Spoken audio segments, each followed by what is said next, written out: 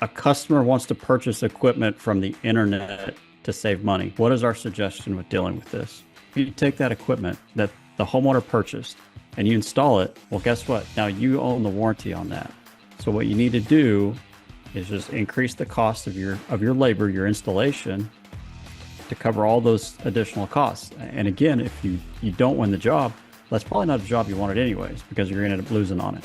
But if you look at the bottom graph there, it shows you the SA3 is your capacity dip switch. So then if you look at the box up on the top hand right hand side of the screen, it shows you how the switches would be set, you know, whether you're going to set it for 2 ton, 3 ton, 4 ton, or 5 ton.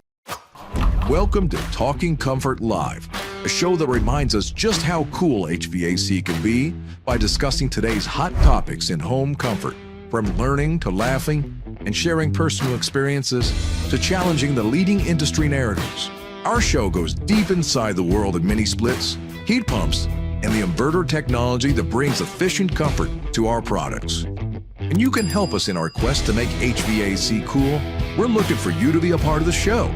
If you have a question, whether it centers around application, installation, preventative maintenance, future technology, or anything we share on the show, send it our way. We might take it live. Now grab a bucket and take a break. It's time for Talking Comfort Live. Good afternoon, everyone. I'm James McIntyre, Senior Director of Commercial Sales. Let's go down the line and have everyone introduce themselves. First, we'll go with Justin. Hello, I'm Justin, Senior Director of Product. And then Greg. Yes, Greg Bruntz. I am the technical specialist for VRF and mini VRF equipment sold, which is the multi-pro equipment sold through TradeWinds. And finally, Jesus. Good afternoon, everyone. Jesus Fraga, and I am an inside sales engineer for VRF products. Well, hey, Jesus, I got a question for you. Why do you like Talking Comfort? Great question. You know, I love Talking Comfort Live, especially right now that we're going through the big transition. Well, at the beginning of the year, you know, there's always constant updates and, you know, just a way to interact with the audience. And I would like to remind our audience, you know, we like to hear from you. So definitely, you know, chime in, provide feedback from what we're talking about, that way we can engage with you. If you're on the job right now and have a question, call the tech line. Otherwise, submit your questions anytime using the question mark icon to the right. Absolutely. Okay, so we have a packed show today with Justin. He's going to be covering a product update and line set clarification. We're going to be answering your FLEXX Ultra R32 matchup questions. We're going to have a discussion around in production and container only. We're going to be responding to some YouTube comments and your live audience questions. We do publish these videos, and there will be, if you're watching this and it's recording, we'll have links in the description where you can jump straight to those segments if you want to go back to those and reference those. And like Jesus said, throughout the show, we're going to be checking for your questions or comments and answering those questions or replying to those comments. And you do that by submitting using the question mark icon to the right of the screen at any time. So let's start talking comfort. So let's kick off the show with that product update from Justin. Justin, introduce yourself and walk us through the latest news with GREE products. All right, thanks, James. Today I want to go over a quick product update. These are new products that are currently in development that we're looking at releasing by the end of the year.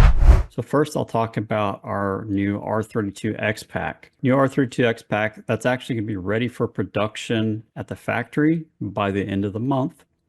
We have received all of the specifications and manuals, and so we're working through all that to build out our literature, sales brochures, catalogs, submittals, things like that. And we're hoping to have all the literature posted by the end of July. We should be able to send out pricing on the new R32 X Pack to everyone by the end of July or 1st of August as well. So if you're interested in that, please let your salesperson know and we can try to get it to you. Next thing that we're working on are vertical air handlers for the R32 mini splits, you know, the all match lineup. This will match with 1-to-1 on the single zone ductless, or it can match with the multi-zone R32 ductless.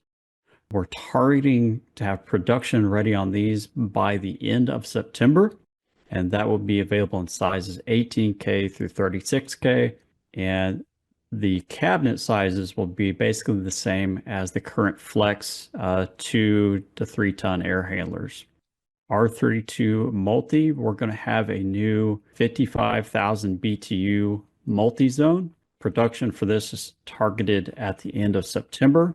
And the cool thing about the new 55K multi-zone is with this, we can allow up to 6 zones. Current 42 and 48,000 BTU multi-zones only go up to 5, but with the 55, we'll go up to 6.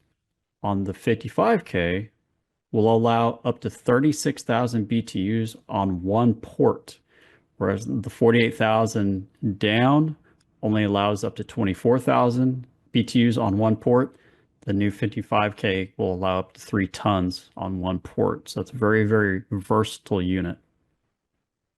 All right, now we have a blast from the past, the old U-Match, the old 410A. This was a single zone, kind of one-to-one light commercial product available in 4 and 5 tons. We're actually going to be bringing that back in the R32 refrigerant, hopefully by the end of October for production. We have a lot of customers asking to bring this back because it was a pretty easy way to handle a lot of light commercial applications that didn't require building up all the way to a multi-pro. So that'll be available again in the 48 and 60K models in a slim duct, cassette, and floor ceiling, same as the old 410A. Now with that, that was our product update. Now we're going to switch gears. This is kind of a quick tech tip or a literature FYI. Reason being I wanted to point this out is because I've had some calls about this lately, and I wanted to clarify and inform everybody so when they're looking at the literature, they run into this issue, they know how to handle it. And this really affects the all-match indoor units, mostly on a one-to-one basis. So if you're matching it with, say, a Vireo, Invo, Sapphire, one-to-one outdoor unit, just be aware of this. So in the submittals, catalog, sales brochures, all that, we show our line set size. So the first line there states the line set is sized by the indoor unit, which is correct. We always size your line set by the indoor unit connections. So that first line is referring to the indoor unit connections. The second line says line set size flared connections. That's talking about the outdoor unit flare connections. Don't get confused on that. We're going to be changing the wording up to make it more clear that the first line is the indoor unit, the second line is the outdoor unit connections. That way, there's no confusion. But the key takeaway here is to know that, again, always size your line set by the indoor unit, the first line. But with the one-to-ones, you need to know that the sizes won't always be the same between the indoor and the outdoor. With a multi-zone, it doesn't really matter because the multi-zone comes with a bag of flare adapters already in the box. With a one-to-one, they do not come with an adapter in the box.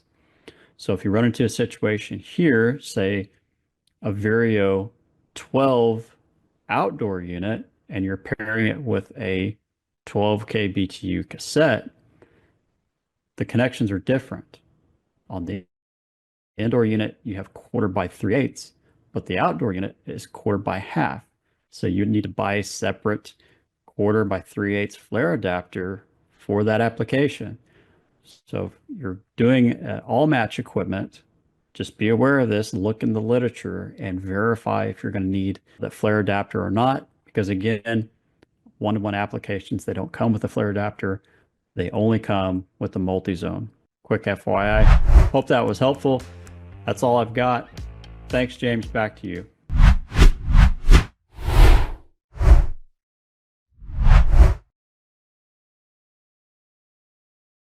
Thank you, Justin. I appreciate that update. I, for one, am very excited about the X-Pack coming back. Really happy about that. Anybody like to add their comments to the product update? Well, I got a question and a comment. Okay. So I agree with James on the X-Pack. Seeing the preliminary units that we had and stuff, those things are well built. I mean, they're just very neatly put together. I really like the fact that GREE does a great job of mounting refrigerant lines and stuff like that, so they can't vibrate and can't rub refrigerant lines together. All things I've seen in other products in the past during my career. So I think it's a well built unit. The fan motor, as far as the condenser fan motor goes, the way that thing is assembled and installed in there, all I'm trying to tell you is I don't think we're going to have a lot of fan motor failures. But if you ever have to change one, eat your Wheaties in the morning before you go out there, because that's a good solid heavy motor down in that unit. So my point is, if you haven't seen one, I encourage you guys to get involved in it. I think it's a well-built package unit, very competitive to the market. I think it's going to be a very dependable unit, and then with the inverter technology on top of it, I think it's going to be a win for our sales and for the dependability and contractors being able to install those units and be happy with them. So. My second thing to all that with the update, Justin, I have a question for you in regards to what we're calling the vertical air handler for the all match system. Since we call it the vertical air handler, it immediately comes to my mind is that going to be vertical only, or is it going to be capable of a horizontal left or a horizontal right or a downflow application? Yeah, it's a great question. It's kind of a misnomer in our vocabulary, right? We should start using multi-position air handler because that's really what it is. It's not a dedicated vertical air handler. It's just what we call it. But yes, just like the FLEXX air handlers, those will be multi-position capable. So just like the FLEXX now, is the way I understand it, the way I've seen it down in the training lab, is now that is built into being able to flip that coil over. It's already got the channels and everything in it. You don't have to have a separate kit. So is this unit going to be the same way? Correct. It's going to be the same way. Like I said, it's going to basically going to use a FLEXX cabinet to house all the components. So you won't need a downflow kit or anything like that. It's supposed to come from the factory, truly multi-position for all applications. Excellent. Okay. Well, that was what I had. So James, back to you. So one of the questions that we did receive, or that gets brought up pretty often, is someone's out of FLEXX Ultra 24K outdoor units, but they do have 36K outdoor units in the FLEXX Ultra line. Can they pair a 24K indoor unit with a 36K outdoor unit? Yes, absolutely.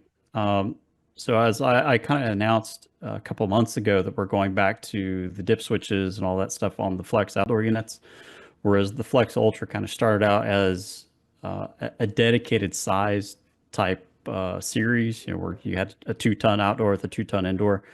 We're going back to having just 2 outdoor units, a 36K and a 60K. And all you have to do to pair those with, a 24 or 48K indoor unit, you just go in and you can set the dip switches on the outdoor unit to change the capacity.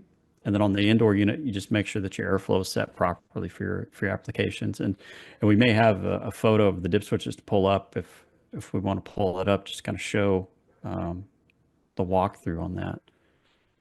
Yes. So just a little clarification. So if you look at the function code of that, it's listing all of them. It's get the outdoor unit, indoor unit dip switches. But if you look at that bottom graph there, it shows you the SA3 is your capacity dip switch. So then if you look at the box up on the top hand right hand side of the screen, it shows you how the switches would be set, whether you're going to set it for 2-ton, 3-ton, 4-ton, or 5-ton. Obviously, 2-ton, 3-ton is going to be just that, a 2-ton or a 3-ton. And then the 4 or 5-ton is going to be 4-ton or 5-ton. You can't make a 2-ton a 4-ton, just to be clear. So you can't make a 3-ton a 4-ton. So like Justin said, we got 2 SKUs, 2-ton, 3-ton, and another SKU is 4-ton, 5-ton. So And that's a little different model number than what we're using. It's just because that's the GREE model number. It's a little different than our model number in the United States. So when you see that GOD, please just disregard that.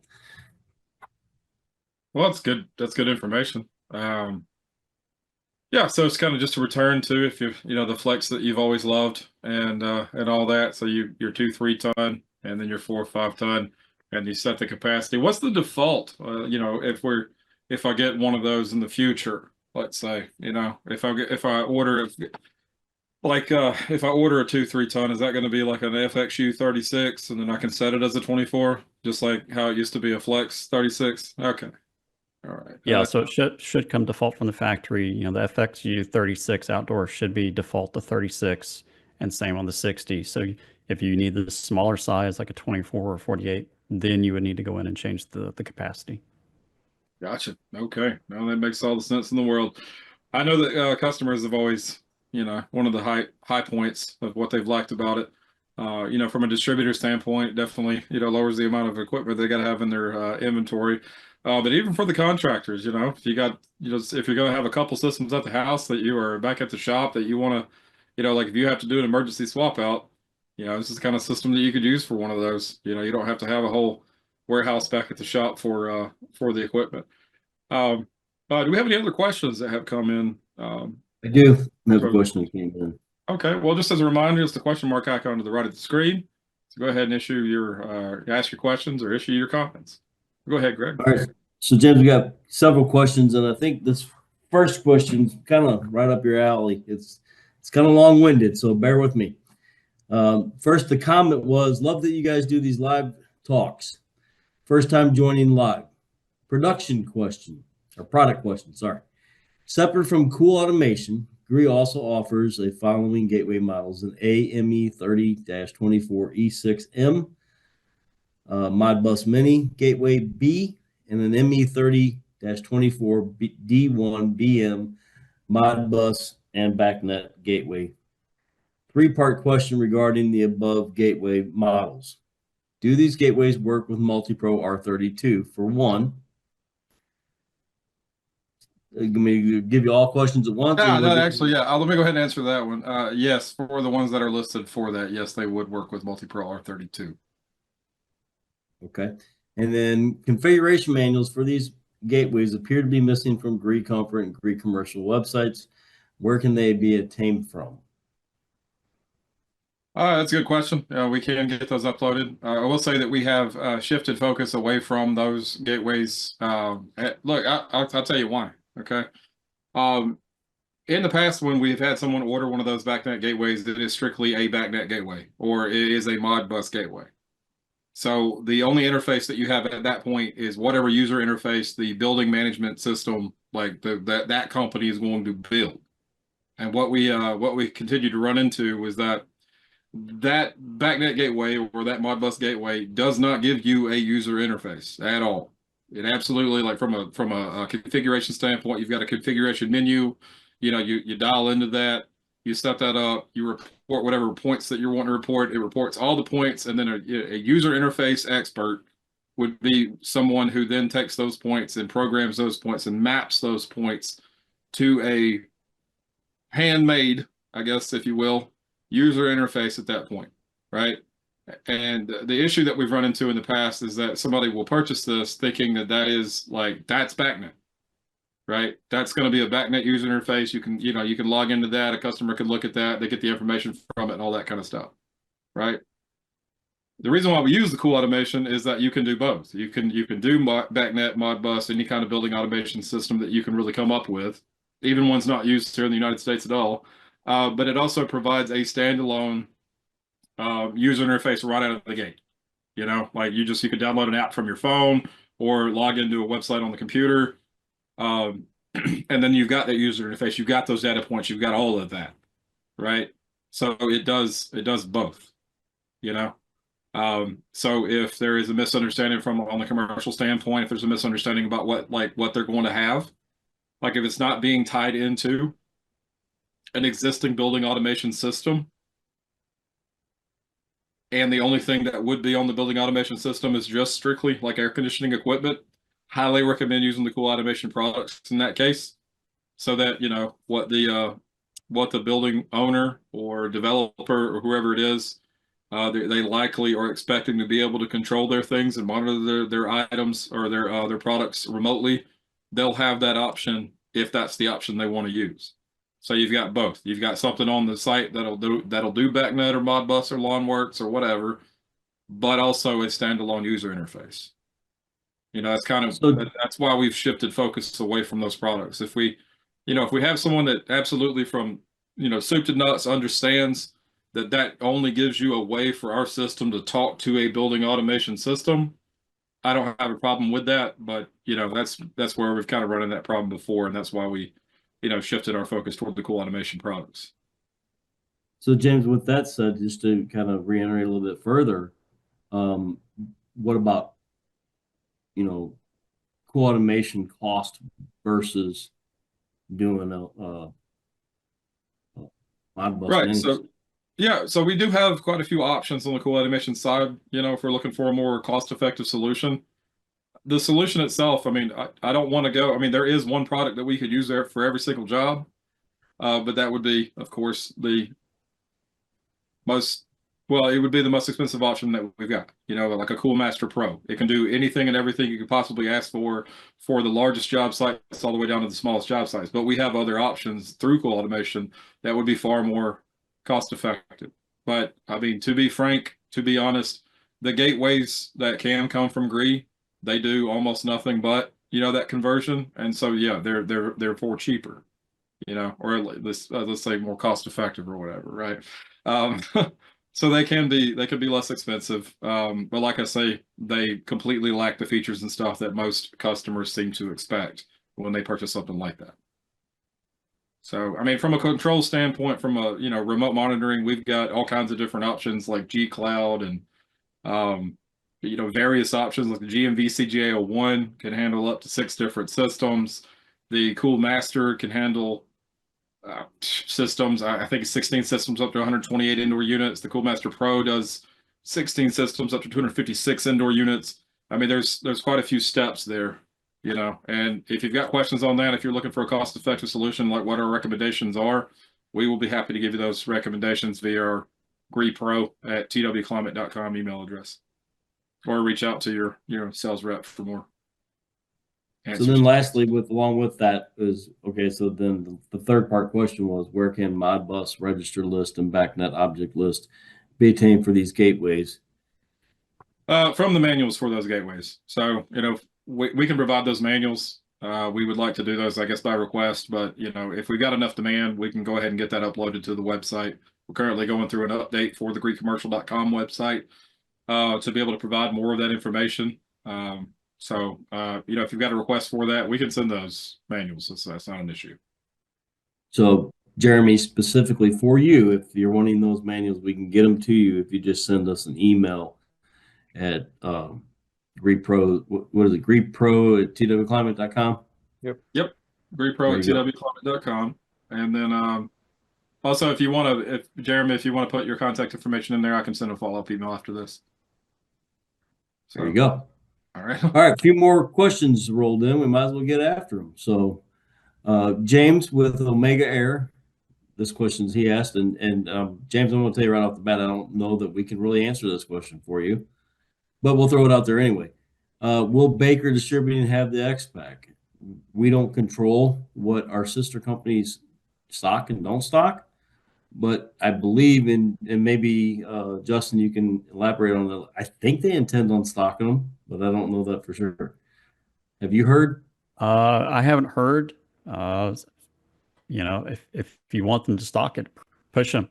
You know, There you go. Nothing will get them to stock it like a PO, right? There you go. Put in a PO. All right. Well, you know, that actually brings up something we're going to be talking about here. Like, well, I guess we could talk about it right now, but the very next segment is a misnomer related to container only versus, you know, like factory direct versus, you know, coming from the factory versus coming from stock, and that's something that we could talk about. Is there? Do we have enough? Why don't we finish up the questions that are in here for now, and then we'll come back to that. Okay. All right. Let's do that then. So another question. This is from one of our own. It's actually a good question. Steve Seaver asked the question: Are we going to be seeing the 18K FLEXX? Yes, we do have an 18K FLEXX slated on the docket. I haven't gotten an update as to when exactly that's going into production, so I didn't kind of, that's why I didn't bring it up in the product update. I have a meeting with GREE this week, so hopefully I'll get an update on that product, and then I can kind of put a quick little update as to when that's supposed to be released for production. But yes, we are still planning to bring 1.5 tons FLEXX to market. Okay. Beautiful. Beautiful. All right, Rob with East Coast. Black boxes designate the switch selection of the white or the white boxes. Okay. I think he's talking about those switches on the R32 FLEXX. Can we pull that back up for a minute? It's up right now. Okay. Sorry. Okay. So when you're looking at that, if you look at the picture of the dip switches on the outdoor unit, you'll see it says on top. So just for an example, the 2-ton, if you wanted to designate the 2-ton, you would have switch number 1 off on SA3 though, not on the ones that have 1 through 4. It's just the switch over there that's got 1 and 2. That's your SA3. Okay. So then that switch there, in those 2 switches, switch number 1 would be off, switch number 2 would be on in order for you to have 2-ton. If you had 1 and 3-ton, both those switches would be off, and then so on. Is that pretty clear to everybody? So the black indicates the position of the switch. Right. The black indicates the position of the switch, and also it shows, and it's in the picture is proportional to the manual picture is proportional to the picture of the actual switch. I got you. So that like the configuration of you got SA1, SA2, SA3 from left to right. I got you. So the definition of it, or the diagram that's shown in the manual matches what that is. And just out of my own ignorance, these pictures are indeed like how they're oriented, correct? Right. That's what I'm saying. I guess to be more clear, they're not upside down on the board, right? No, they're not. So if you look Right. at the 2-ton or the 3-ton switch bank switches in the where it's got the model number of the outdoor unit. Okay, if you look at that picture of the graph there, where it says SA3 on each one of those boxes, that's the same as looking at the switch picture that's on. Okay, On's gotcha. So like if you were to On ignore is at the the top. indoor unit, I got you. So if you ignore the indoor unit switches on the right-hand side of that blue chart down at there at the bottom, that's what you're talking about, right? So you got SA1. Ignore that. Just go to the top Yeah. right and look at the switch picture. That's identical to how you'd be setting those switches, black being the position of the switch. Gotcha. Okay. Well, sorry for asking if they were upside down, in case that's a reminder for anybody. If you, Well, we've had that before. it's the little things, those small improvements. We listen, and so now you get to. It says on instead of no, right? Exactly. All right. So another question from Sean Yoho from Specified Systems. The FLEXX indoor blower has how many setting speeds? Thanks. So the current new FLEXX R32 is only a 5-speed setting. So that's in regards to if you're using a 24-volt controller. Right. You're using the 24-volt control, non-communicating.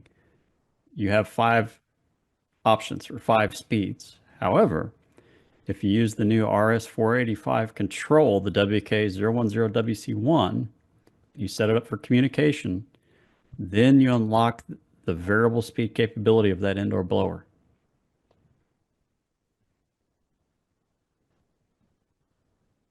Gotcha. Okay. Right. So WK010 WC1 would be the RS485 GREE controller. Yes. Okay. Gotcha. All right. And then also we're listing that part number there. That's because the original shipment of the GREE FLEXX did not include the controller. But as new shipments come in, it will include a controller. So if you don't have one and you want the controller, that is the part number to be able to order one of those controllers, which we currently now have in stock.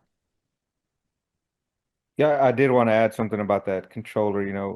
I had a lot of questions about that and what its actual capability is. So that would only be in auto mode, though, right? The variable speed of that blower motor once you utilize your controller. The fan would have to be on auto. Right. Yep. Otherwise, it's going to run at whatever fixed fan speed you set it for. Exactly. Yep.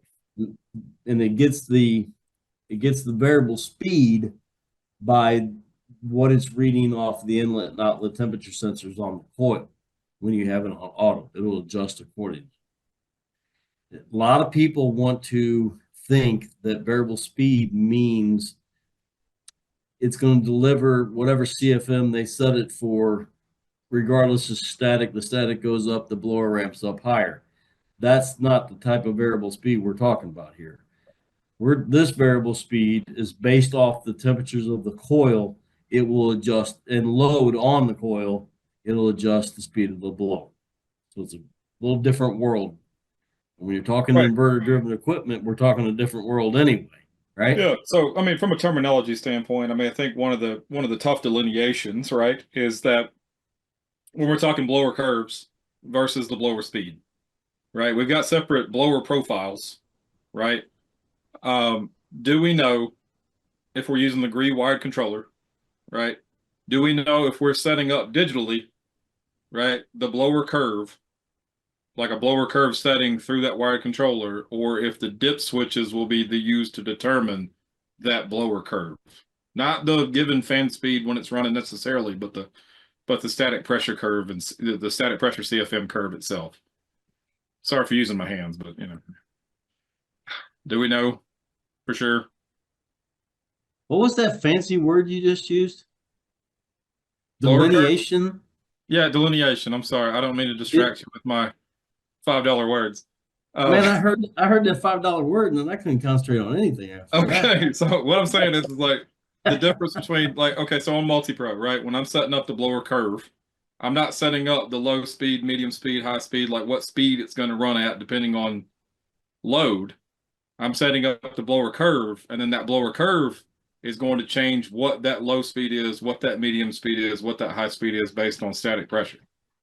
Which effectively what you're also kind of delineation to that is. I like that word, James. That's pretty cool. I'm gonna have to use that. But anyway, but in a way, another simpler way to look at it, yes, you're right. You're setting the blower curve by setting the static pressure setting through the controller. I also look at that as you're basically setting the torque setting of the blower. Right, You're either which in giving me effect the also lower changes torque the speed. setting or a higher torque setting. Right. And I have to believe that since we're not using the dip switches it's ignoring the dip switches, it's using the controller to set the speed of the blower. I got to look into the manual. Don't quote me on this for sure. And maybe it's something we come back to on another Talking Comfort Live or one of our trainings. I got to dig through that manual. I got to believe that there is a static pressure setting within the controller. I got you. There almost has to be. Yeah, yeah. Well, and like to kind of clarify that, like when we're talking about the multi-pro, for example, multi-pro air handlers don't use dip switches to set blower curves. You're doing that digitally. But, if I'm doing it, if I'm not using like a 24-volt adapter on a multi-pro air handler, right? If it's set for auto fan speed, I'm still getting low, medium, high, and the speeds that are in between, like a low, medium, and medium high, right? I'm still getting those different speeds depending on the call for the blower. But that blower profile, so like if I go set that static pressure setting at max, obviously high speed max blower profile is much faster than any other speed that's going to be there. So I mean, Just in the future, Jesus, when you ask technical questions like that on Talking Comfort Live, you're supposed to be able to answer them. I got you. well, I didn't mean to. I'm just being funny. It was a fair question, but it's something we need to dig into, and we will. We'll dig into it and hopefully come up with some better answers. I just don't have them. Yeah. So, but if you're not using the GREE wired controller, you are using a third-party thermostat. We've got one G call, right? Right. So that's why you got to set the dip switches. Yep. Gotcha. You got one G call. That's the fan fixed speed. blower speed. Yep. Okay. So fixed blower speed. Got it. Okay. Yep. Hey, if No. we can't have a little fun on this show, then I'm not doing it anymore. Right. Right. I mean, why would we? Right. So All right. did you get any more questions? Oh, I'm sure I did. Hang on, especially because I'm stirring it up, right? Okay, so Jeremy, follow-up question, and I kind of like this. So, but he said, "Thanks for all the answers regarding the Bacnet. But one concern about Cool Automation is understanding that it relies on cloud. If a customer wants to local or only communication automation, the gateways appear to provide this without depending on the cloud. Is this correct?" Again, it's going to be only the James, correct me if I'm wrong here, but that's only really tagging it to whatever backnet they already have. Yeah, no. So as far as the communication user interface, yes, of course there is cloud control there. If you are on the network that it is on, it does not require you communicating via the cloud to communicate to that system. If you're on the same network, there is an interface to communicate directly with it, and depending on the product, you can also do that on the display that's on the product itself. So if let's say internet went out, you know, yeah, you could control that, via, um, you could control that locally. But then again, of course, there are multiple layers there. If you're on site, then you can control the units, directly anyway because you're there. But um, from a backnet standpoint, if I don't have, let's say, internet goes down on that job site, in order for me to connect to that job site via Bacnet user interface, like if I'm doing that remotely, obviously you're going to have the same problem, right? But as far as local control, there are definitely methods for controlling that, in case the cloud service were to drop out. But I will say that we've had, I don't know of any times that since we've been dealing with Cool Automation, they've ever had the cloud down. No, no, but I mean, I understand from a specification standpoint, like the way the specification, like an engineering specification can be written, it can require that it not be cloud connected. So if we were doing a, let's say a federal facility, like a military facility, the spec can be written where there is no cloud. Like you can't have a cloud at all. They can't communicate with anything off base, for example. Yep, that So makes yes, perfect sense. there are absolutely going to be applications where, unfortunately, for federal and, you know, for the sense of safety, we can't do the cool stuff we want to do. But yeah, no, I definitely understand that. So if we do have applications like that, of course, I mean, like I say, for most applications, we like to go with the cool automation, but I can definitely see where there would be some applications where we would need to use like a dedicated backnet thing. And like with that spec read written like it is, there's going to be an understanding all the way down the chain there that the user interface isn't being provided by us at that point. So I've got no problem selling it for that. You know what I mean? But did he provide his contact information in there? He did. Okay, cool. I would love to have a follow-up conversation, a little more detail on that, Yep. especially. I mean, we try to do as much one-size-fits-all solutions as we can, but it's not always the solution for everything. And it's like that for BMS. It's like that for blower curves. It's like that for everything, really. So, but yeah, definitely look forward to having a follow-up conversation with you. I appreciate the questions. Okay, so we've got a few more questions in here, so we'll keep rolling with them. I like this question. James with Jody and Sons asked the question: how does the new control do dehumidification while the unit is running? Do I put it on dry setting? And if so, can I set the temperature in dry mode? So it depends on which control we're using. So if you're using a 24-volt thermostat and you have a dehumidification terminal that gives you an output when the thermostat puts it in dehumidification mode, there is a DH terminal on the control board on the air handler of the new FLEXX units that will slow the blower down and effectively give you dehumidification mode. That's 24 volt.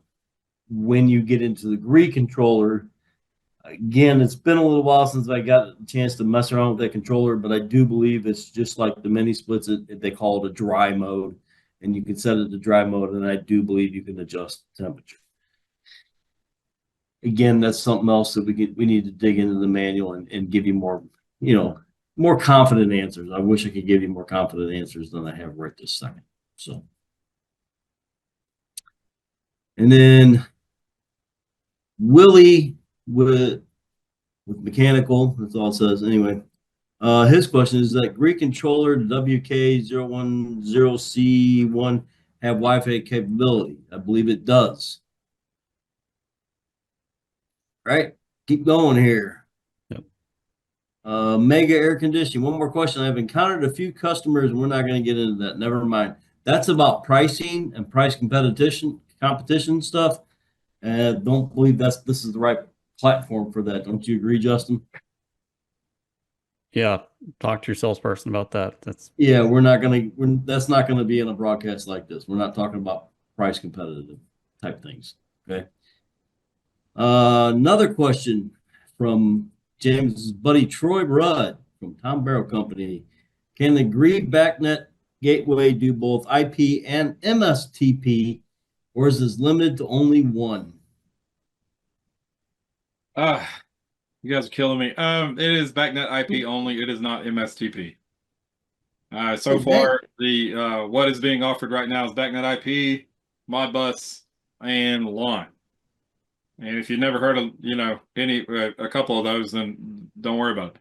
But Bacnet IP is going to be that. So actually, to Troy's point, if he's making this point, he'll let me know if he's not. Going back to the federal or like military installations, very often they'll want to use MSTP from a specification standpoint. Just from a network topography standpoint, if Greg likes the big words today, so we'll just go with that. So from a network topography standpoint, they'll use MSTP rather than IP because IP requires that it be connected to a modem, or some kind of internet network, not necessarily connected to the overall network, but something like via modems and via things that can be communicated with possibly wirelessly, right? So from a security standpoint, they'll say that you have to use MSTP. So in that case, we're going to have to, there's some, like I said, there's going to be some specific job sites where we have to explore what kind of control options we have. And if none of this means anything to you, then I guess you can just skip ahead if you're watching this on a recording.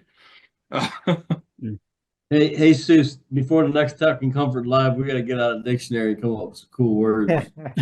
It's not fair that James has them all. Oh, well, I don't know. I guess I ate the right breakfast this morning. I want to go back real quick. I'm just going to address the last part of this question because I think we can genericize it in a way to kind of address it. Basically, this is a contractor. He's asking, a customer wants to purchase equipment from the internet to save money. What is our suggestion with dealing with this? Oh.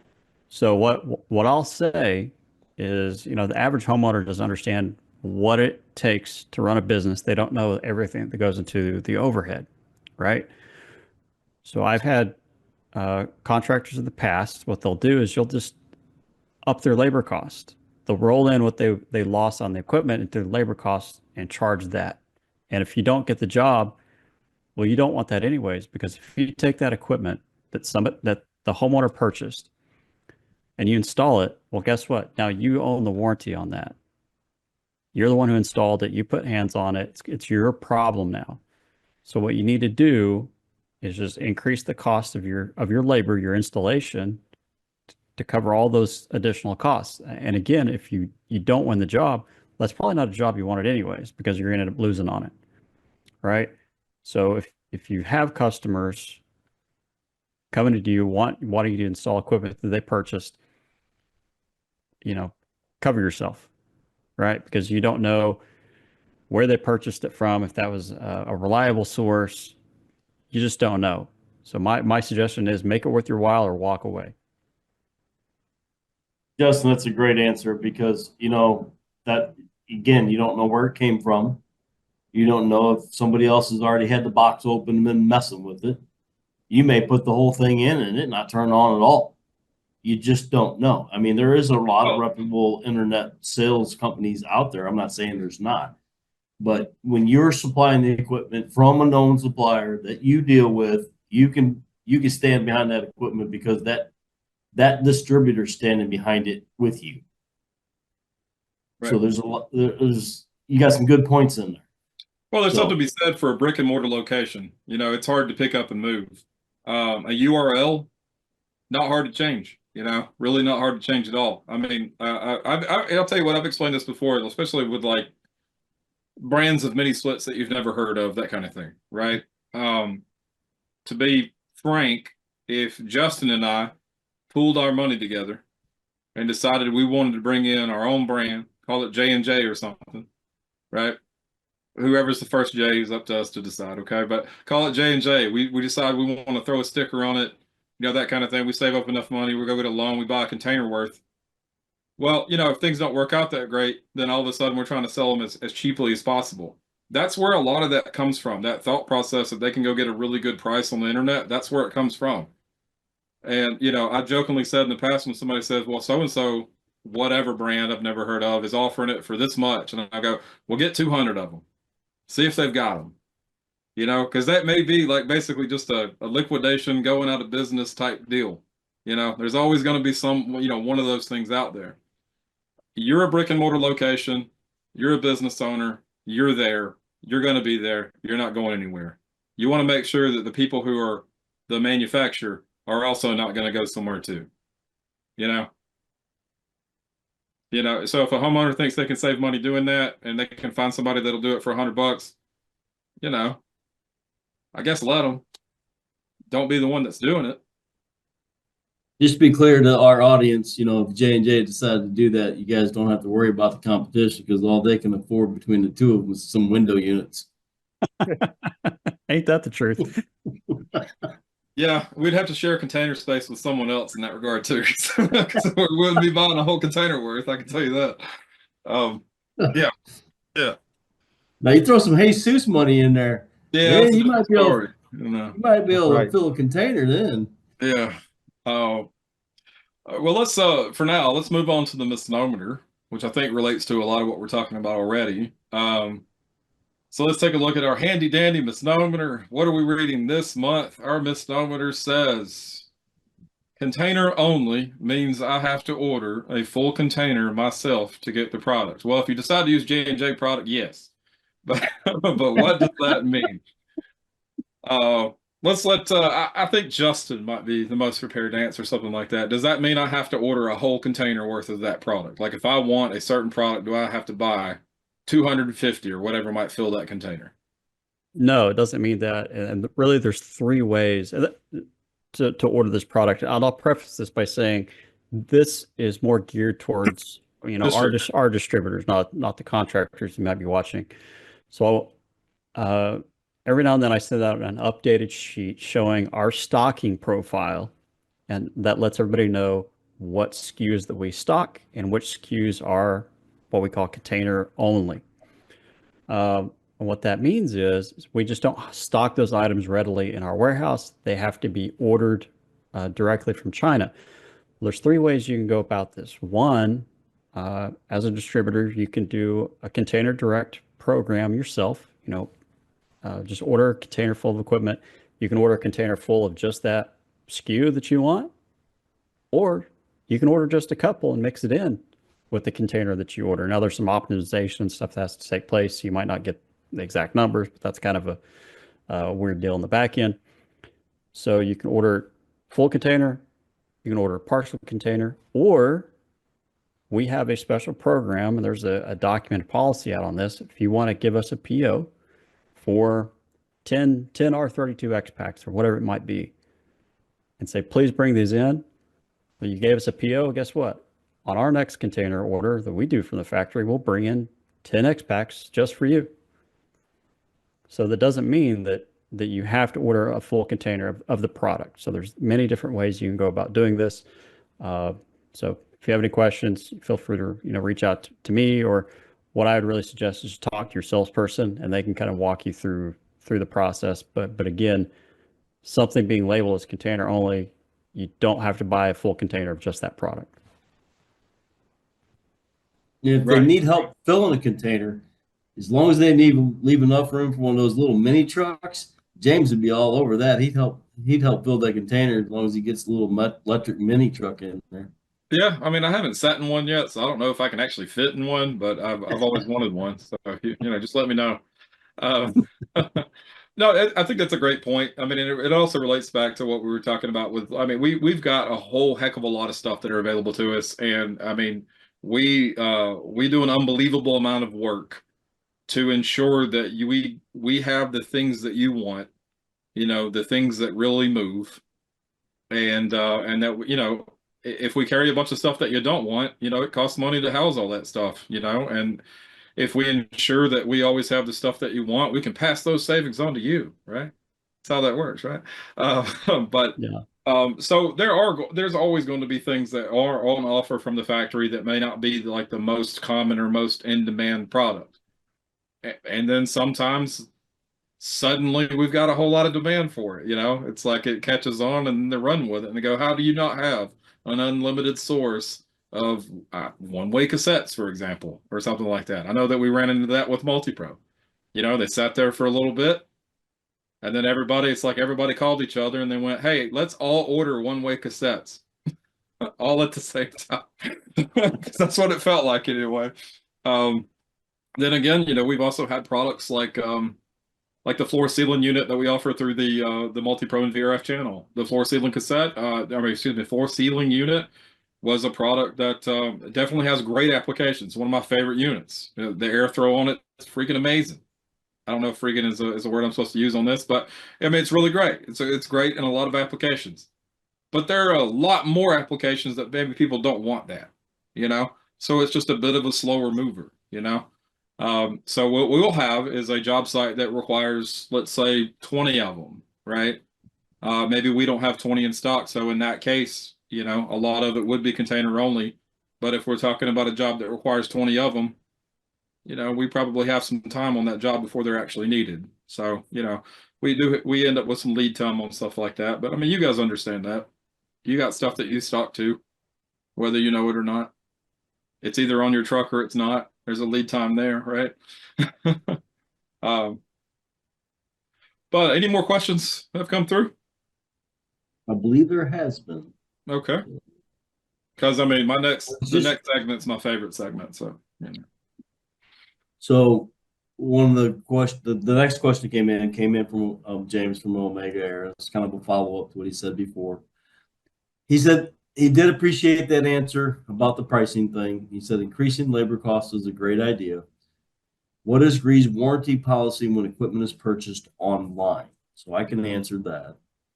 So our policy is if it's not installed by a licensed contractor, there is no warranty.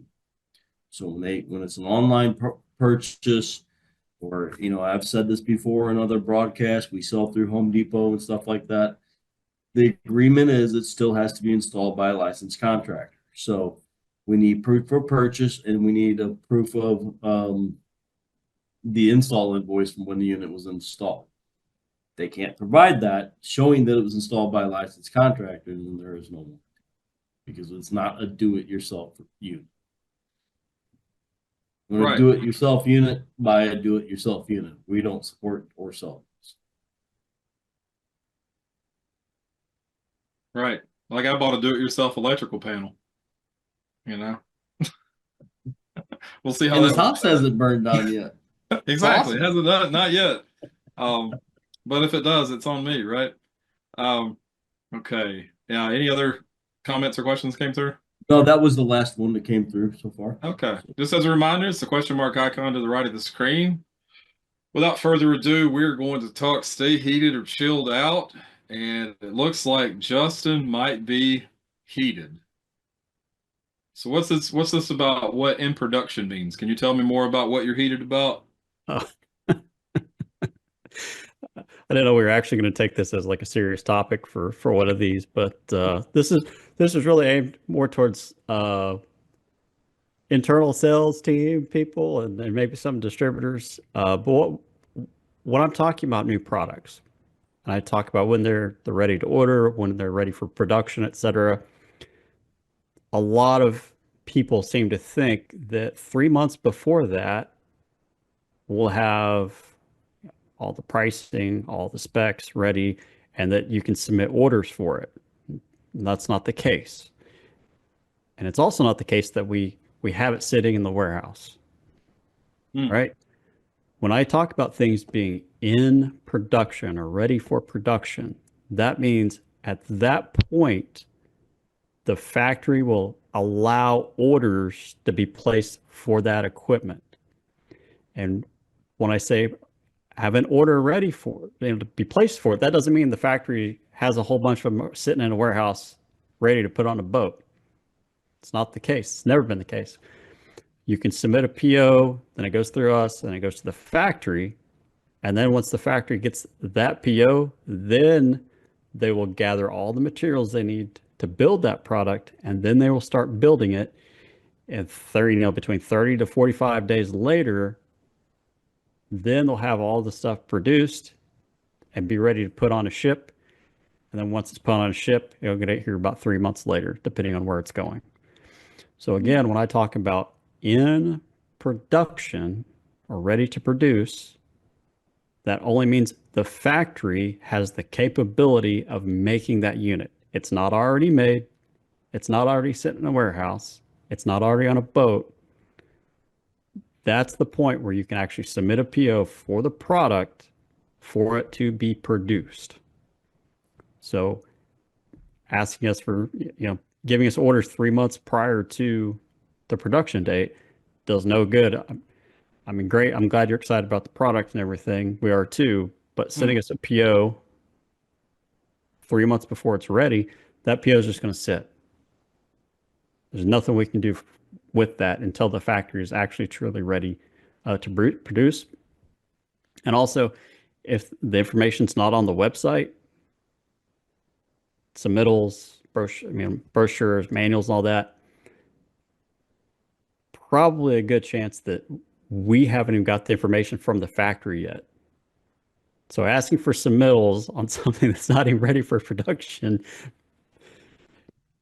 it's not going to happen. So that's kind of a little bit of a pet peeve of mine. But again, mostly it's kind of geared towards some internal salespeople who ask a lot of the same questions. So me, I got it. Okay, that's fine. So Justin, just to be clear on that, though, we're also talking about equipment that may have already be part of production. We've already ordered some. We've had some in, but until another order is placed, that equipment's not built, right? Correct. They don't build equipment to stock and to keep in stock in China. So That's correct. Justin doesn't fly over there with a basket and stand at the end of a production line and just catch air conditioners. It's not like they're just constantly churning them. So yeah, so there's not a billion units sitting there ready to get shipped all over the world. We give them an order, they build the suit. They build exactly what we're wanting. Exactly. They're not sending us extra stuff. They're not holding on to extra stuff just in case. So basically, like if you're a production person, it would be just in time production. Like that's kind of the thought process behind it. Like they're not building things that nobody wants yet. People want it and then they build it. It's exactly what it is. GREE does not have warehouse space to store equipment, nor do they store equipment. When we place an order, they schedule the production, they gather all the materials for it. They have these days laid out for production for that product. They bang out, if you ordered 40, they'll make 40. All those get boxed up, shipped to the port, and that's it. They don't make another 50 just in case. You might want one 2 weeks later. That's not how they operate. Right. Well, I think that's great for the audience to understand that part of it too. Well, yeah. Whether you're talking internal people or not, when we're out until we got another order in, and it actually being on the production line. It isn't like we can just call over there and say, hey, put this money more on the boat, right? Right. Just put it on the boats that are always coming over, just constantly. Just throw it on there. No big deal. Yeah, okay. No, that absolutely makes sense. Well, then, going back to what you were talking about in literature, we produce the literature as basically as fast as we get it. You know, I mean, we clean it up, we make it look nice, that kind of thing. But there's no, we're not just sitting on our hands waiting for someone else to do it. If you don't have that, if we don't have that data back from if we don't have the data for the product from the factory, that means they likely do not have the data that they could provide to independent labs like ETL, AHRI. These are all things that we have to have, and sometimes those, the AHRI certifications can take some time. So, are they going to go and build 1 million units if they're not going to have AHRI certification? Not likely. They want all that stuff before they actually start rolling it off. And so, we have to have those certifications. In order to have those certifications, they have to have the data. If they haven't provided the data to us, they likely haven't provided the data for that either. And that's basically what you're saying. And that's what in production means. Now it's ready to go. Give me an order. We can ship. Yep. All right. Makes sense. So you get to vote whether or not Justin should stay heated or chill out. All right. So if you think that that people really need to know what this terminology is and stop aggravating him all the time, you should say stay heated. And if you think I don't know why you would say chill out, but the opposite of what I just said, then you can put chill out. He should just relax a little bit. It's no big deal. So you vote by hitting the question mark icon on the right of the screen, just like you would with a question, and you just say stay heated or chill out. And at the end of the video, or excuse me, at the end of our broadcast, we will tally that up. But during that time, let's go ahead and we'll take our own vote here, whether or not we think Justin should stay heated or chill out. Well, I'm going to go first. I am a salesman, but I also understand what he's talking about. So I'm going to say he should stay heated. He should stay heated until everyone understands it. All right. What about you, Greg? I'm going to go stay heated now that I understand it. Yep, same here. Stay heated for sure. No. All right. And then Justin, what's your vote? I'm just kidding. All right. So keep on voting on, and we're gonna go. We're gonna take a look at if we have any questions. Do we have any questions right now from the audience? No, sir. They've been quiet now. I stirred the pot. Well, now let's I go. Warm them out. Oh, wait a minute. Oh, we gotta. Oh, never mind. I can't tell you that one. Sorry. All right. Well, let's get all hyped up for no reason. Maybe at the end of the year we'll go over all the questions that aren't really questions, but not during this episode. So let's. My second favorite segment would be where we respond to your to YouTube comments. And the first one is a video. The title is GREE. This is on YouTube. The title is GREE's I-Feel Mode Explained for Easy Personalized Temperature Control. And a user, I'm not going to name names, a user says, okay, what does I-Feel do? Below the video explaining what I-Feel does. And then a commenter said, practically nothing, it is a fake function.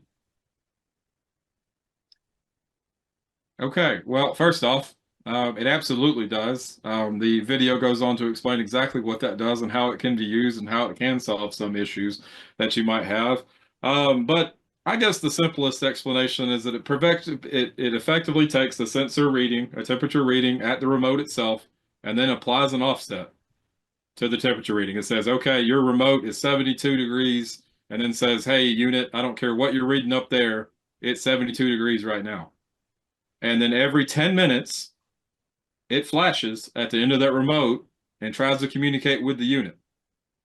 Every 10 minutes. If the unit doesn't get an updated temperature, it returns to not I-Feel anymore. Okay? If you press a button, any other button besides I-Feel, it then sends that information again. So if you make a temperature adjustment, for example, it's still in I-Feel mode. If you have the I-Feel symbol showing on the remote, it's still in I-Feel mode. So if you have a customer that complains that, the temperature swings and that kind of thing, just based on where the unit sits or something like that, they can use I-Feel to help, lower that temperature variance, for example. I use I-Feel constantly. It's always on every remote that I've got in my house, and I've got 4. All right. So yeah, it definitely does something. It definitely applies like an offset when you use I-Feel. So really though, James, the guy's comment is true. If you put it in iFeel and then you take the remote and you shove it in a drawer somewhere, iFeel basically does nothing Yeah, that's true. It did because it something can't for 10 communicate minutes. to the head. Yeah, it did something for So 10 minutes and then you're that's right, it. for 10 minutes over, right? So But one of the things that I always talk about with iFeel is wherever you plan on keeping the remote, set it in that place and then hit the up and down temperature buttons and make sure you're hearing that indoor unit beep. If it's not beeping, it's not communicating with it. So after that 10 minutes, like you're talking about, it's going to revert back to the ambient sensor because it can no longer read the remote. The thing has got to stay in line of sight. So wherever you plan on putting it, set it down, hang it on the wall, whatever you're doing with it, hit the up and down button, make sure the thing's beeping, and that way you know the remote is in high field and it is able to talk to the indoor head. right, right. The example I like to use is you're relaxing in your favorite easy chair and that unit's across the room and and you get a little chilly, something like that. You want it to match the temperature that you're setting it at, closer to what you think is comfortable. I mean, honestly, if you're cold at 72 degrees because you've got this brand new inverter driven mini split in your house, if you're uncomfortable at 72 degrees, turn it up. You can turn it up a little bit. Now you'll be comfortable at 74, right?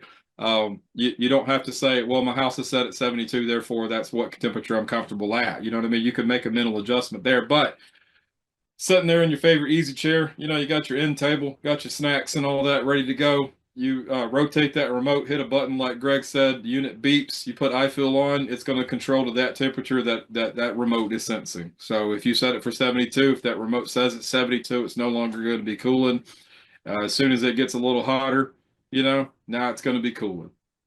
You know what I But mean? if you're sitting in your favorite easy chair and you put your cold beer right in front of the remote, then it can no longer talk to the indoor unit. So be Right. careful Or where if you you put set your your beer. cold beer on the remote, it's going to throw that temperature off a little bit. So, That yeah, too.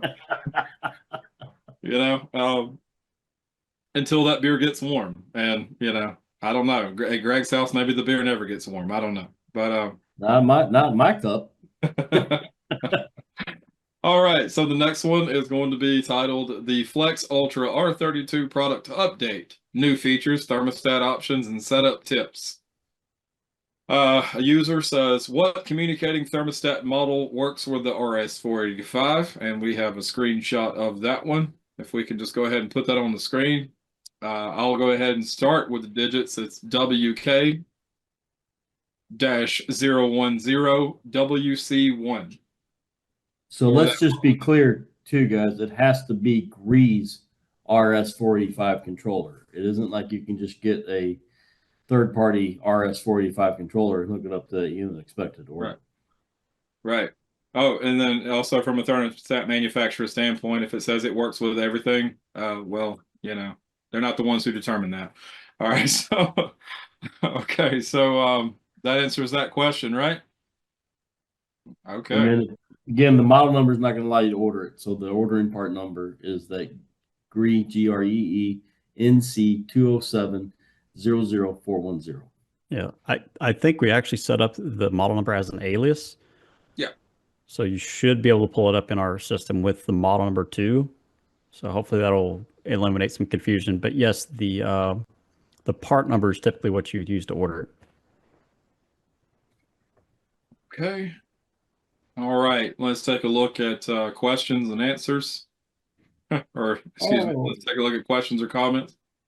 no questions. Well, I tell you what, in the meantime, while we wait on maybe some follow-up questions or something, I'd like to ask a couple questions. Justin, what's your favorite product out of the product update that we got coming? Hmm. What's the one you're most excited about? Um, Let me think.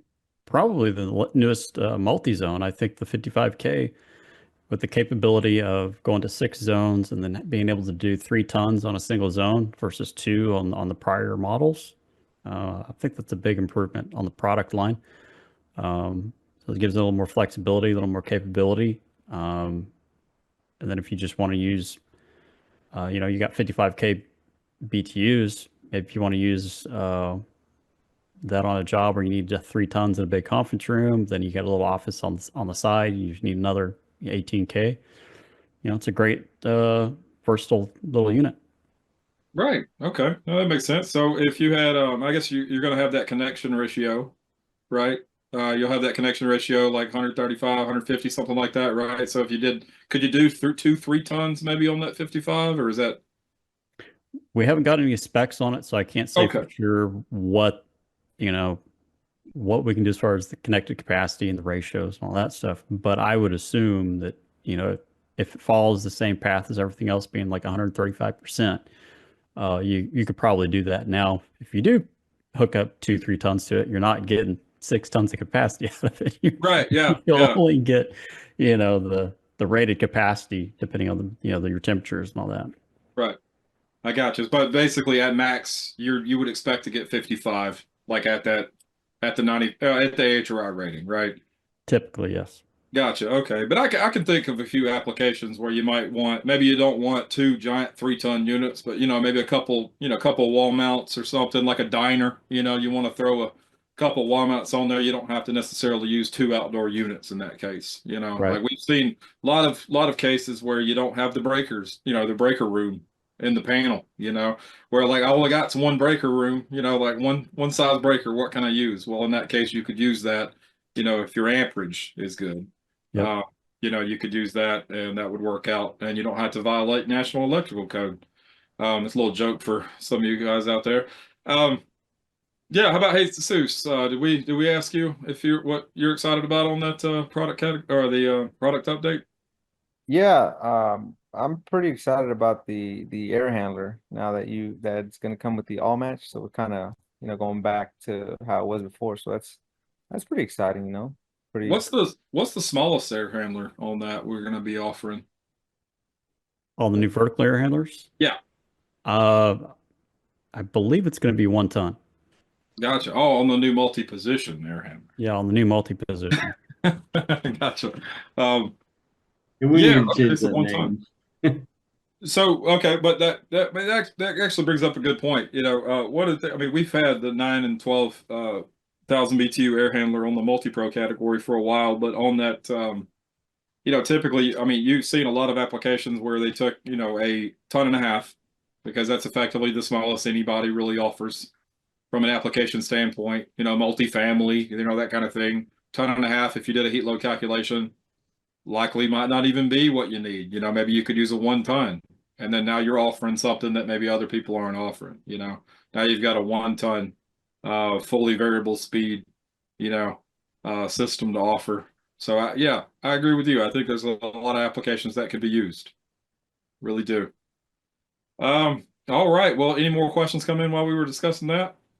I don't know, but you didn't ask me what my favorite was. That's messed up. You already said it was the X-Pack. You said it was a very well built unit and all that, but okay, fine. What's your favorite?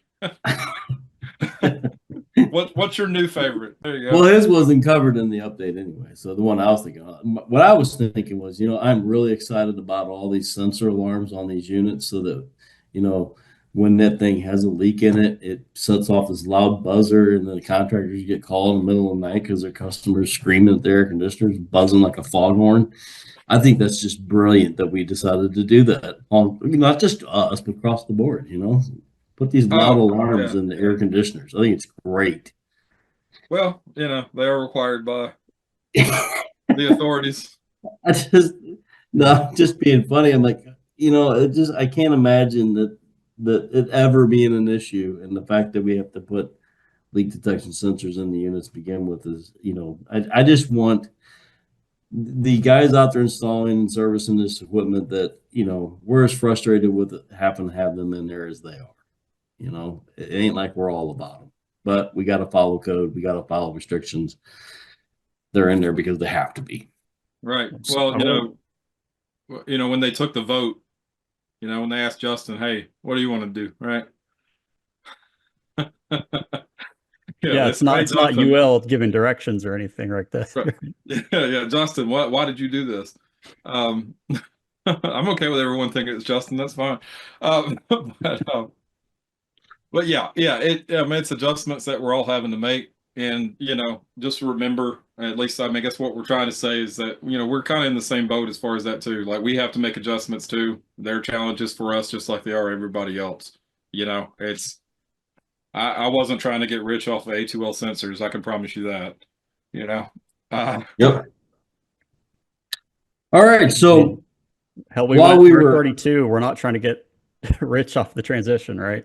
Yeah. I mean, that's clearly, we're fine with honestly, we're okay with what we're doing, but we do, like Justin has pointed out in the past, there were definitely some efficiency ratings that we were able to get out of switching over to the R32. So there are some benefits, no doubt about it. Speaking of which, I was asked to provide a little bit of info about our R32 Multi-Pro. And from the information that I've gotten so far on that is our efficiency ratings are higher. Imagine that. The efficiency ratings are higher than what they were before. I mean, I can tell you that we've gone back and forth from a multi-pro standpoint. We've gone back and forth with the factory on our dual fuel coil. Lots of product features and stuff like that we plan on those being added.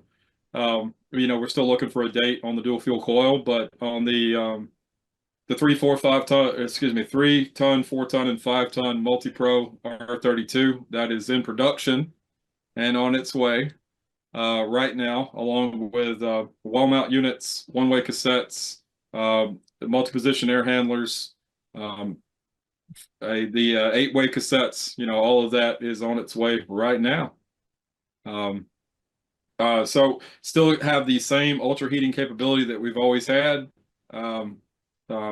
being up to 100% down to minus 22. Like out of the 3-ton unit gives you 36,000 BTUs at minus 22. So it still outperforms anything that I've been able to find out there of public knowledge on short of burning something.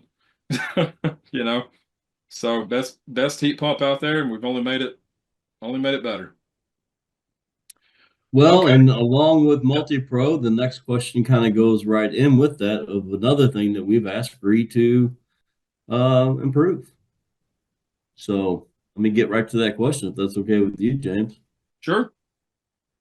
So Jared with a REIT mechanical, I think I said that right. Is there a way to connect a whole home dehumidifier unit to a GREE multi-pro system? So what we are in the works of asking GREE to do is to put in some dry contacts. One's going to be a thermal set of dry contacts. So anytime that thermally is turned on, whether it be turned on by in heat mode or cool mode or even dry mode, if it's got a thermal mode to come on, it's going to close a set of contacts. And then also for fan on, anytime the fan comes on, you'll have a set of contacts that are going to close. So using those contacts like that should be able to allow you to integrate it into a whole home dehumidifier. Right. So in that regard too, currently, correct me if I'm wrong, Greg, but you utilizing a 24-volt adapter. Yes.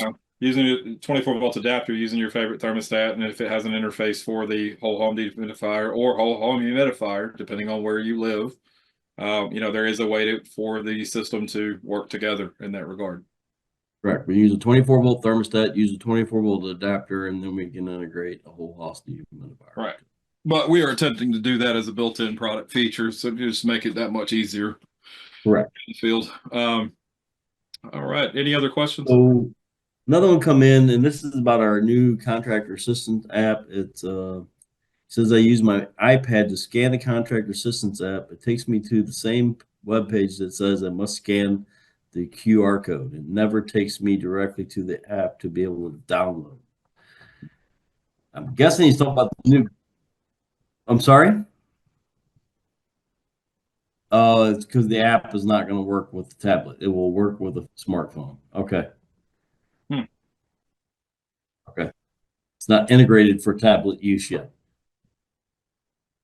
Oh, I see. So it thinks the tablet's a computer, not a smartphone. It's not working. So Right. maybe I'll talk to Suzanne and Tatiana about that. Maybe we can get it to have some functionality with the tablet. That would be great. All right, got some more questions. Charlie with Ontario Refrigeration Service. Hi, guys.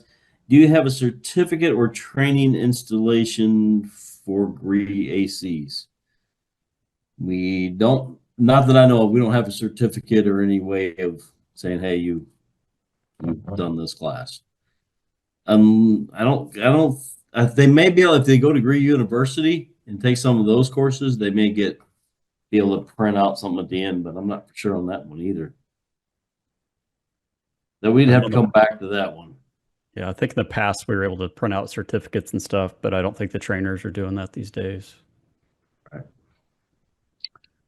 All right, Jeffrey with Syracuse Wind Supply, new U-match. How's the indoor unit powered? So I haven't seen the final specs on the new U-match, but if it's anything like the old 410A, it will be similar to multi-pro in that the indoor unit needs a separate 230-volt single-phase circuit. So it will need to be powered on its own circuit. Right. I think it's probably safe to assume it'll be just like previous U-match. Most likely, but we'll communicate that. I know we've asked in the past to have some workarounds on electrical, right. if the service isn't there. So sometimes we can probably have enough amperage left over to power the indoor units, but I don't want to make any promises. So I'm just going to go off of history. Right. Okay. Anything else on the questions? Yeah, there's several more questions come in. So Ronald with West Shore HVAC. I have a GREE FLEXX unit in my most important customer's home, his own. I like that. It is the most important one. The most important one in my eyes is the one at my house. So I get it. That misbehaves during recent extreme heat periods. Basically, the liquid line goes cold, the condensing pressure temperature drops, below outdoor ambient, and the delta T through the air handler drops. How do I go about troubleshooting? Try calling us, and it was sold by a sister company. We sent it to a sister company. The sister company, from what he's telling me in this, and I'm not reading the whole thing, is not, they're phasing them out, not selling. So, Ronald with West Shore, you know what? I want to support the equipment, whether your distributor supporting it for you or not. So if you call our tech support line again, just simply leave on the voicemail that you'd like to speak to Greg Brunts, and then and a brief description of what's going on, and say that you had brought this up there and talked to Comfort Live, just something about that. And I will get on the phone with you personally and help you troubleshoot that unit.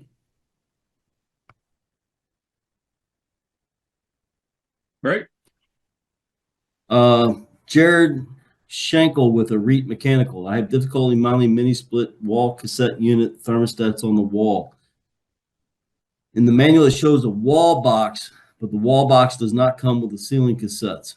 What is the box used for mounting a mini split ceiling cassette thermostat on the wall? He's right. I've seen that in them instructions before. Justin, you probably have seen those as well. I don't know anywhere in the U.S. that they actually have those boxes, and they don't come with the equipment. It's supposed to be like almost like a handy box, like for a light switch. Yeah, so it's basically like a rough-in box. Mm-hmm. I'm trying to think what brand they are. I've seen them. It's a bit difficult to install them after the fact, of course, if like the sheetrock Right. and everything's up. It's typically, again, it's like a rough-in box on new construction. Yeah, I'm going blank on those. So most of the controllers that I've messed with either mini splits or even on the multi-pro, you just screw that thing directly to the wall. You just got to have where your wires are connecting. It's got to be able to, if you got the jack plug-in, you got to have a little bit of a hole in the drywall so that that'll recess into the wall for you, and you just got to screw it directly to the wall, because you're right, those boxes don't come with it. Right. Well, we may also be talking about like a hard wall, like a concrete block or concrete construction. And we had that like with the central controller, for example, on multi-pro and VRF, and that does that control does include a metal box now, so that you mount the metal box and then you mount that on it, because there's no place in the back to you're not trying to cut a hole in the concrete in order to mount it, right? Right. Yeah, I mean, I can definitely see some applications where something like that would really be handy. To say handy again, but I can tell you, just from my experience, maybe at other manufacturers as well, they have taken they've taken like a handy box like that with that cover that you can, get for it, and modified that cover so that it can mount on that. May not be the cleanest installation, but I mean that's definitely something we could check into and see if that's an accessory that would be a third party accessory, or if it's a possibility that it could come from the factory that way. So we'll take a look at that, we'll take note, and then get back to you guys, and it may be on the next Talking Comfort Live. Yeah. So to reiterate what James was saying there too, I've seen that myself, where they'll use either a box that was already, like an outlet box, it was already nailed to the stud, and you're mounting the control onto it because the wire was pulled into it. If you use a blank cover plate, you just take a step bit, make a little hole in the cover plate, you put the cover plate on, then your controller can screw right to that. I've also seen it done on 4x4 handy boxes, and I've also seen guys do it as a drop-in box. They'll use one of those, after drywall's already up, drop-in box, and they'll put a blank cover plate over it with a little hole drilled in it so that the cable can feed through it, and then they end up screwing the thermostat directly to that faceplate. That's, like you said, like James said, it's not the most beautiful thing in the world, but doesn't look horribly bad either. Right. I've got a just a personal note. I've got a XK55, which wasn't necessarily designed to be flush mount, but that's what I did end up doing on the wired controller that I'm using currently. But yeah, it took some modification. It took some doing in order for it to be like a flush mount, for example. So and that's what Stephen Love said too. He said that there was a comment in here. He's with Mid-Atlantic Sales. He says a plastic old work box works well. Obviously, he's ran into that himself. So, right. Another question come up, and I'm not sure on the equipment what he's talking about. James, maybe you do. This is Jeffrey with Syracuse Win Air. What if I unplug the RDS from the board? Not exactly sure what he's meaning by the RDS. What was the last question he asked? That's a Because he asked one previously. I think that he just asked if the new UBAS how the indoor unit was powered.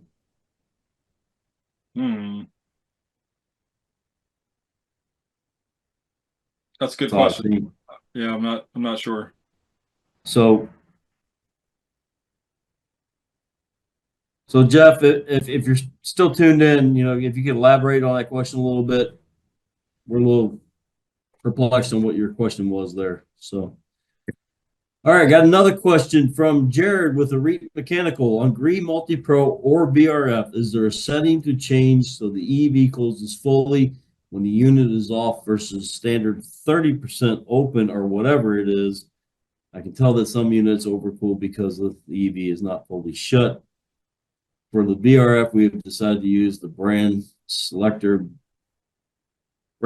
boxes moving forward because of this issue. So on the multi-pro systems or the VRF systems, and I don't know if he's talking about heating mode or cooling mode. In my experience with them, the newest control that we have, the XE7C-23H, for cooling mode, if there's two different modes, you got mode 1 and mode 2. Mode 1 puts it around 26 steps on the off cycle. Mode 2 puts it at 3 steps, so you basically the EV shut. Right. The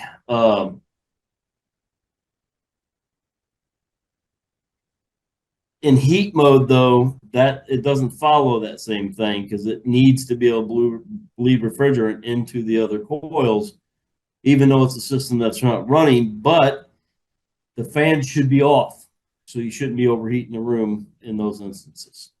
Right. So there's another controller like on the older model XK46 where like through the parameter settings that minimum opening can be adjusted. But one thing I'll point out is that the 30, the position 30 that might be indicated there is 30 out of 480. So Right. we're about 6% open.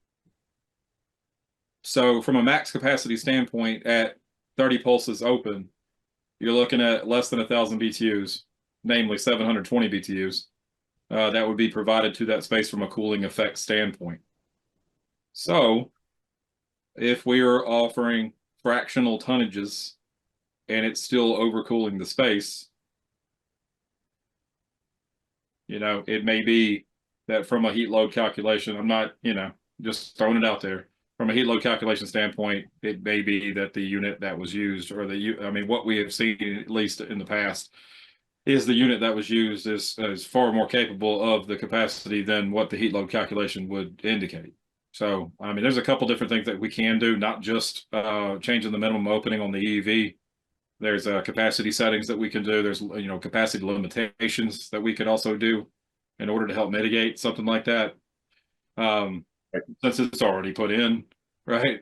But like I say, if we're talking about fractional tonnages, if we're talking about minimum opening, capable of continuing to cool the space, barring something else occurring, it likely would be oversized. Well, and that's been my experience too. If it is on technical calls that I've taken, if it is grossly overcooling or overheating a space, chances are the indoor unit tonnage is a little more than what we need for that space. Right. Which, Greg knows the example. I'm not going to, provide details other than, 110 square feet with a 1-ton unit in it, in no world, right? Would that suffice? And yes, of course, we got overcooling. We had high humidity during cooling. We had overheating during the winter. There's still going to be a minimum on time for the outdoor unit, in order for it to protect itself so it can, properly lubricate the compressor. There's a lot of other reasons why. But we've seen that on multi-zone mini splits as well. Talking about the coil being hot, the fan motor having to come on every now and then to heat, for the heat dissipation. But we're still talking about the same thing. If I'm providing, 1,000 BTUs every 20 minutes, and that's capable of overheating the space, that means I don't have a heat loss exceeding 1,000 BTUs for the space that it's in.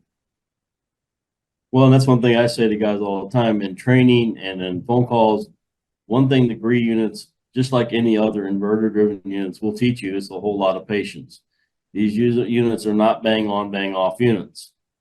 So when you pick up that remote and give it a command to come on, maybe you're lowering the temperature for cooling or you're raising the temperature for heating, and then you turn around and you turn it right back down, it's not immediate. These units do not turn on and turn off like a traditional bang on and bang off unit. So these, like James is saying, they have minimum run times.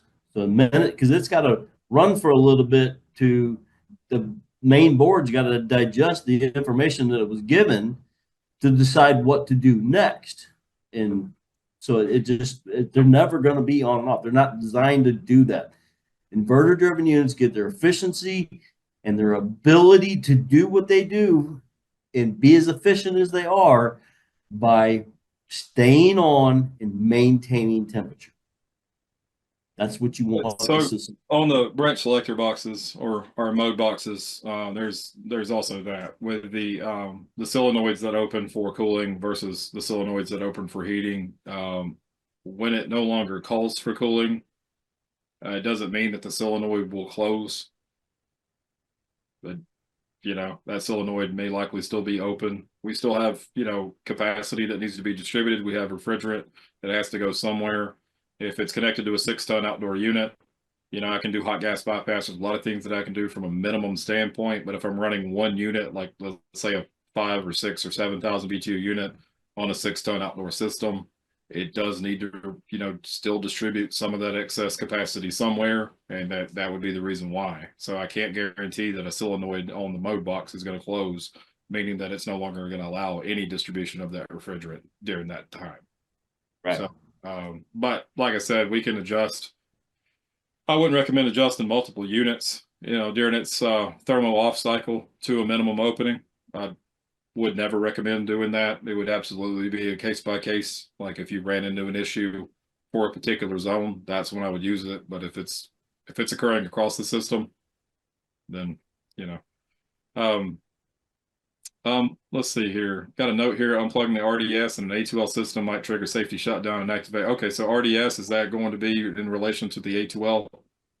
That was that question that they were asking. So Okay. if you unplug the sensor, the RDS meaning refrigerant detection sensor, it's going to throw it into an air code. It's no different than it sniffing refrigerant. You unplug it, it goes into alarm. I've already done that down in the lab.